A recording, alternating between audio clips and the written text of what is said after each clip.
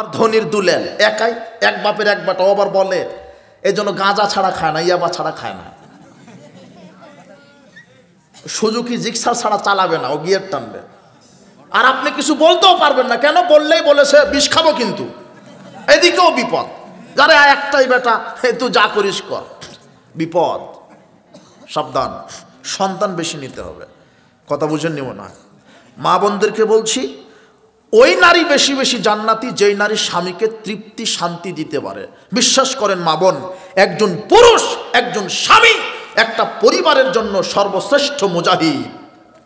ও তার স্ত্রী, তার ছেলে মেয়ে খুশি করার জন্য আহা, কত প্রবাসী ভাইয়েরা কান্নাকাটি করে আমাদেরকে ফোন দিয়ে, শুধু স্ত্রীর মুখে একটু হাসি দেখতে চাওয়ার জন্য বছরকে বছর পড়ে আছে, পড়ে নাই?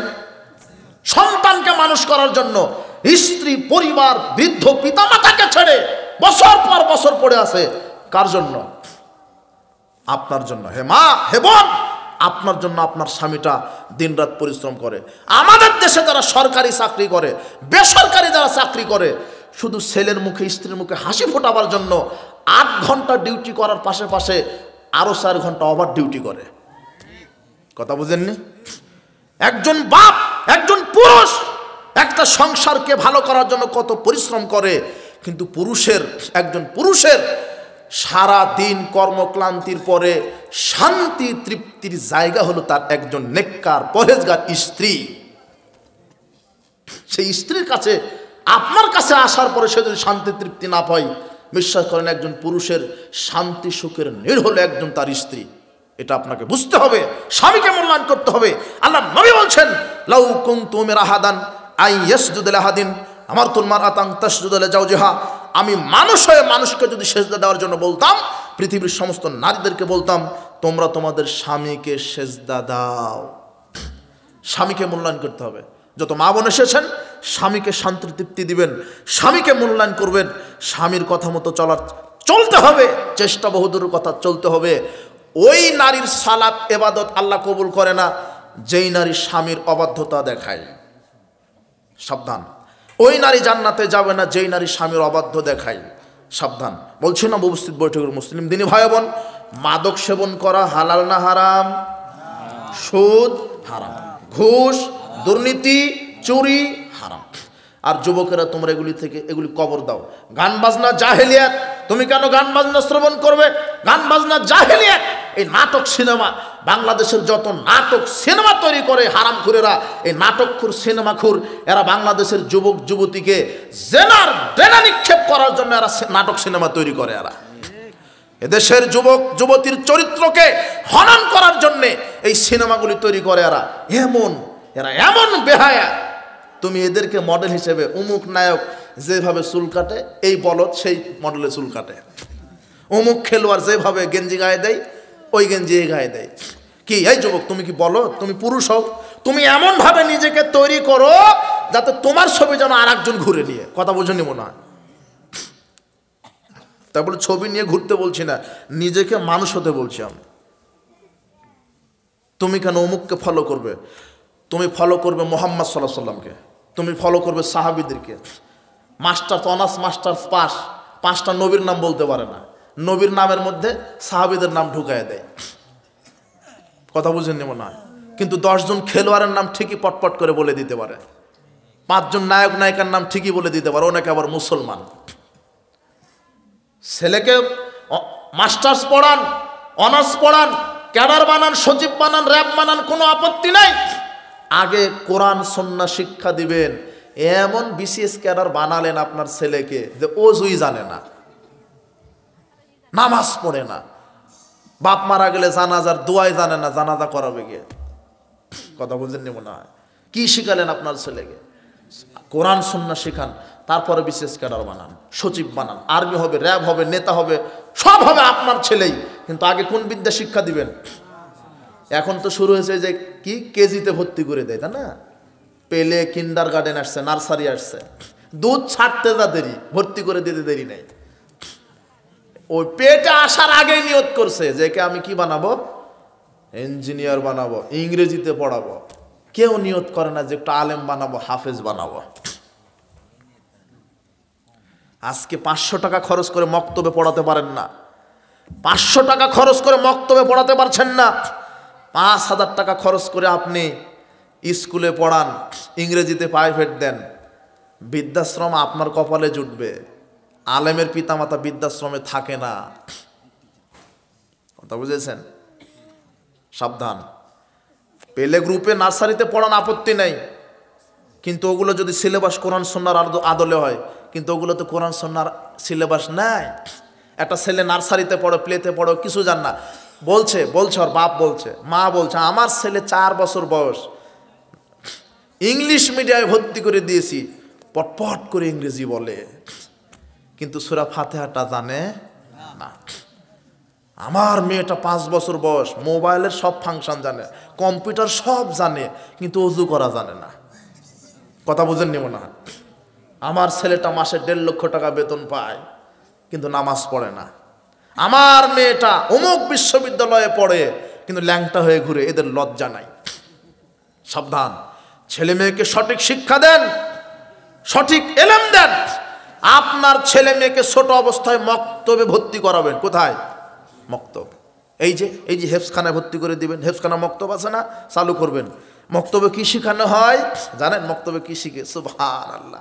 2 দিন না আসেন না একটু মক্তবে, মক্তবে দেখেন উস্তাদ শিখায়, কারোর সাথে সাক্ষাৎ হলে এইভাবে সালাম দিতে হয়, আসসালামু আলাইকুম ওয়া রাহমাতুল্লাহি ওয়া বারাকাতুহু, এইভাবে শিখায়। সুবহানাল্লাহ। আর আপনার বিসিএস ক্যাডারও বলছে আসসালামু আলাইকুম। কি বলছে? বিসিএস ক্যাডার, ইঞ্জিনিয়ার, ও সালাম দিতে জানে না। কথা বুঝেছেন? আল্লাহ নবী বলছেন, দিন যত যাবে বিদ্যা উঠে যাবে, মূর্খতা বর্ষণ হবে। বিদ্যা উঠে যাবে, মূর্খতা বর্ষণ হবে। মক্তবে এইভাবে আপনার ছেলেকে শেখানো হবে, কারো সাথে সাক্ষাৎ হলে এইভাবে সালাম দিতে হয়, খাওয়ার শুরুতে বিসমিল্লাহ বলতে হয়, খাওয়া শেষে আলহামদুলিল্লাহ বলতে হয়, জুতা পায়ে দেওয়ার সময় ডান পা আগে বিসমিল্লাহ বলে দিতে হয়, খোলার সময় বাম পা আগে খুলতে হয়, পোশাক গায়ে দেওয়ার সময় ডান হাতল আগে ঢুকিয়ে দিতে হয়, দেওয়ার সময়তে আলহামদুলিল্লাহিল্লাযী কাসানি হাযা ওয়া রাযাকানিহি মিন গায়রি হাওলিন মিন্নি ওয়ালা কুওয়া, এই দোয়া বলতে হয়। ঘুমানোর সময় আল্লাহুম্মা বিসমিকা আমুতু আহইয়া, এই দোয়া বলতে হয়। ঘুম থেকে ওঠার পরে আলহামদুলিল্লাহিল্লাযী আহইয়ানা বাদা মা মাতানা ওয়া ইলাইহিন নুশুর, এই দোয়া বলতে হয়। পিতামাতার জন্য রব্বির হামহুমা কামা রব্বায়ানি সগীরা, এই দোয়া বলতে হয়। পিতামাতা মারা গেলে আল্লাহুম্মা গফির লাহু ওয়ারহামহু ওয়াফু আনহু ওয়াকরিম নুজুলাহু ওয়াসসি মাদখালাহু ওয়াগসিলহু বিল মাই ওয়াসসালজি ওয়াল বারাত ওয়ানাক্কিহি মিনাল খাতায়া কামা ওয়ানাক্কাস সাবুল পিয়াজু মিনাদ দানাস ওয়াবদিলহু দারান খায়রাম মিন দারিহি ওয়া আহলান খায়রাম মিন আহলিহি ওয়া জাওজান খায়রাম মিন জাওজিহি ওয়াদখিলহুল জান্নাহ ওয়াজহু মিন আযাবিল কবরে ওয়া মিন আযাবিন নার, এইভাবে দোয়া বলতে হয়। পিতামাতা মারা গেলে এইভাবে জানাজার দোয়া বলতে হয়। এইভাবে যখন আপনার ছেলেটা দোয়া বলবে, তখন আপনাকে আল্লাহ জান্নাতে মর্যাদা দিবেন।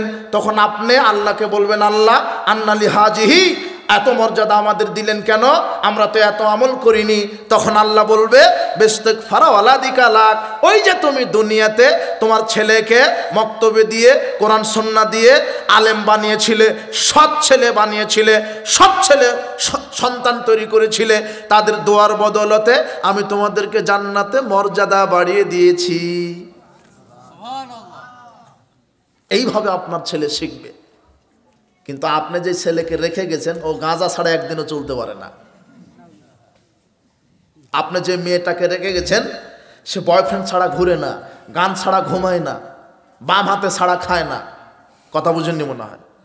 আল্লাহর নবী বলছেন, মান আলা সালাসা বানাতিন, যেই পুরুষ, যেই পিতা 3টা কন্যাকে বড় করলো, ফাদ্দাবাহুন্না, সুন্দর শিষ্টাচার শিক্ষা দিল, ওয়াজাওয়াজুহুন্না, সৎ ছেলের সাথে বিবাহ দিল, ওয়াহসানা ইলাইহিন্না, মেয়েদের সাথে সুন্দর আচরণ করলো, ফালাহুল জান্নাহ, ওই পিতার উপরে আল্লাহ জান্নাতকে ওয়াজিব করে দিল। কাজেই তওবা করবেন, মেয়েকে সুন্দর শিষ্টাচার শিক্ষা দিবেন, ছেলেকে সুন্দর শিষ্টাচার শিক্ষা দিবেন। মেয়েকে আদব শিক্ষা দিবেন, এক সৎ ছেলের সাথে বিবাহ দিবেন। সৎ ছেলেকে যে গাঁজা খায়, যার মুখে দাড়ি নাই, প্যান্ট টাকনুর নিচে, 5 ওয়াক্ত যে সালাত আদায় করে, যার ভিতরে তাকওয়া আল্লাহ ভীরুতা আছে, যার চরিত্র সুন্দর, যে হালাল ইনকাম করে, এ হলো সৎ ছেলে। কি ছেলে? সৎ ছেলে। কিন্তু সমাজে মেয়ের বাপ এত বড় হাঁ করে থাকে, ডিগ্রি কার কত বড় আর বেতন পায় কত বড়, গাঁজা খাক কোনো সমস্যা নাই, বেতন বেশি হলেই হবে। কথা বুঝেননি? আরে হাজি সাহেব, হাজি সাহেব, এটা হলো হাজি সাহেব, তার মেয়েকে বিবাহ দিবে। 2 পরিবার থেকে বিবাহের প্রস্তাব এসেছে। এক পরিবার মাদ্রাসা হেফজখানায় চাকরি করে ওই ছেলেটা, যেই পরিবার থেকে প্রস্তাব এসেছে সেই পরিবারের ছেলে হেফজখানায় চাকরি করে, মাসে 15,000 টাকা বেতন। আর আরেক পরিবার থেকে খবর এসেছে এই ছেলেটা ব্যাংকে চাকরি করে, 80,000 টাকা বেতন। হাজি সাহেব বলছে, কি এর ইমাম হাফেজ সাহেব, লাগা ব্যাংকারের সাথে। কথা বুঝেননি মনে হয়, যে অজুই জানে না, নামাজ পড়া তো বহুদূরের কথা, কি জানে না ও? অজু জানে না। অথচ হাফেজ সাহেব, হাফেজের মর্যাদা, সুবহানাল্লাহ। আমার সময় নাই, বললাম না। এ সালাত আদায় করে, আবার কি করে? সালাত আদায় করায়, শত শত হাফেজ তৈরি করে। আহা, সমাজে শুধু ডিগ্রিটা দেখা হয়, সম্পদ দেখা হয়, বেতন দেখা হয়, চরিত্র দেখা হয় না। এই কারণেই তো পরিবারগুলি এক একটা জাহান্নামের টুকরা। বউ একদিকে গরম পানি চাইলে ঠান্ডা পানি আগে দেয়, বামে বললে ডানে। সাবধান, আদর্শ পরিবার গঠন করতে গেলে আদর্শ নারী পুরুষ দরকার। যেই ছেলে 5 ওয়াক্ত সালাত আদায় করে তার সাথে মেয়েকে বিবাহ দিবেন, বেনামাজির সাথে মেয়ে বিবাহ দেওয়া হারাম। সাবধান বলছিলাম, এই যে হারাম থেকে বেঁচে থাকবেন। সুদ, ঘুষ, দুর্নীতি, চুরি, গান বাজনা, জেনা ব্যভিচার, মাদক, এগুলি কি হারাম। আজকে হারামের উপরে বক্তব্য হলো। আর পবিত্র রুজি ভক্ষণ করার গুরুত্ব কি? গুরুত্ব, পবিত্র রুজি না খেলে আমল কবুল হবে না, আমল করে মানুষ জাহান্নামে চলে যাবে। সর্বশেষ হাদিস, লা ইয়াদখুলুল জান্নাতা জাসাদুন গুযিয়া বিল হারাম, ওই দেহ জান্নাতে যাবে না যেই দেহ সুদ, ঘুষ, দুর্নীতি, মদ, জুয়া, জেনা ব্যভিচার করে বড় হয়েছে, হারাম খেয়ে বড় হয়েছে, ওই দেহ জান্নাতে যাবে না। আল্লাহ, তুমি আমাদেরকে হালাল পবিত্র রুজি ভক্ষণ করার তৌফিক দান করো, আমাদের আমলগুলিকে কবুল করো, আমাদের পরিবারকে আদর্শ পরিবেশ গঠন করো। যেই পরিবারে 5 ওয়াক্ত সালাত নেই সেই পরিবার আদর্শ নয়, যেই পরিবারে হালাল রুজি নেই সেই পরিবার আদর্শ নয়, যেই পরিবারে গান বাজনা, টিভি সিনেমা চলে সেই পরিবার আদর্শ নয়, যেই পরিবারে ফজরের সালাতের পরে কোরআন তেলাওয়াত হয় না সেই পরিবার আদর্শ নয়, যেই পরিবার ঘুমানোর পূর্বে কোরআন তেলাওয়াত করে না সেই পরিবার আদর্শ নয়, যেই পরিবারে পর্দার বিধান নেই সেই পরিবার আদর্শ নয়। আদর্শ পরিবার গঠন করতে গেলে এগুলো আবশ্যক। 5 ওয়াক্ত সালাত, পর্দা, হালাল রুজি, ইসলামী স্বভাব নিয়ন্ত্রণ, এগুলো আদর্শ পরিবার। আল্লাহ, তুমি এইভাবে আমাদের পরিবারকে গঠন করার তুমি তৌফিক দান করো। বারাকাল্লাহ ফিকুম। কয়েকটা প্রশ্ন, রাত তো 12:30 আমি শেষ করবো বলে বক্তব্য দিয়েছি।